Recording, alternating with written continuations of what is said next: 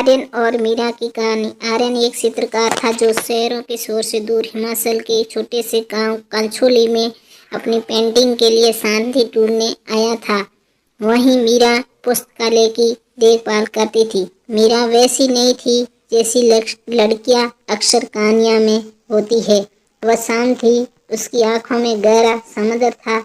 वह हमेशा पुरानी किताबों की खुशबू में लिपटी रहती थी। उनकी पहली मुलाकात एक ढलती शाम को हुई।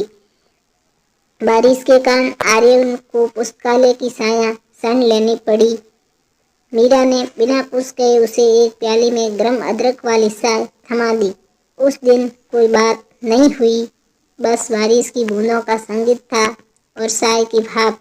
धीरे धीरे आर्यन का रोज पुस्तकालय में आना एक आदत बन गया। वह कोने में बैठकर मीरा को देखता और अपनी कैनवास पर उसे उतारने की कोशिश करता। एक दिन मीरा ने उसकी पेंटिंग देखी और मुस्कुरा कर कहा, तुमने मेरी आंखों में चमक तो बना दी, पर वह अकेलापन नहीं पकड़ा जो यहाँ की हवाओं में है। आर्य ने ब्रश रख दिया और पूछा, क्या वह अकेलापन दूर किया जा सकता है? मीरा ने बस एक पुरानी धूल भरी डायरी उसकी ओर बढ़ा दी। ये डायरी मीरा के दादाजी की थी, जिसमें उन्होंने अपनी अधूरी प्रेम कहानी लिखी थी। अगले कई हफ्तों तक वह दोनों मिलकर उस डायरी के पन्नों को पढ़ते। आर्यन उन शब्दों को चित्रों में बदलता और मीरा उन चित्रों को अपनी आवाज से जिंदा करती। सर्दियाँ शुरू हो चुकी थी। गांव की सड़कों पर धुंध की चादर बिछी थी। आर्यन के जाने का समय पास आ रहा था। आखिर रात जब पहाड़ों पर पहली बर्फबारी हुई, आर्यन मीरा को उस जगह ले गया जहाँ से पूरा गांव दियों की तरह चमकता था। उसने मीरा को एक कैनवास दिखाया।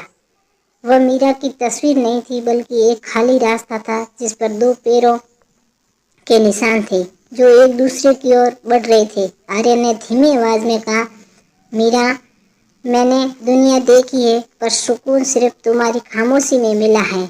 मेरी पेंटिंग में अब रंग तभी भरेंगे जब तुम साथ होगी। मीरा की आंखों में आंसू, पर इस बार उनमें वह अकेलापन नहीं था। उसने आर्यन का हाथ थामा और अपना सिर उसके कंधे पर रख दिया। बर्फ गिर रही थी और उस ठंड में भी उन दोनों के दिलों की गर्माहट एक नई कहानी लिख रही थी।